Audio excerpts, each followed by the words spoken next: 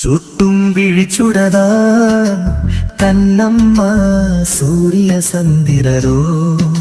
வட்டக்கரிய விழி கண்ணம்மா வான கருமை கொலவோ கருநில புடவை பதித்த நல்வைரம் நட்ட நடுநிசியில் தெரியும் நட்சத்திரம் சோலை மலரொளியோ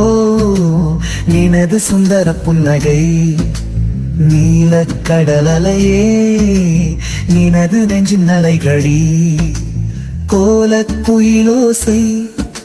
உனது குரலின் இனிமையடி வாலை குமரியடி கண்ணம்மா மறுவ காதல் கொண்டே சாத்திரம் பேசுகிறார் கண்ணம்மா.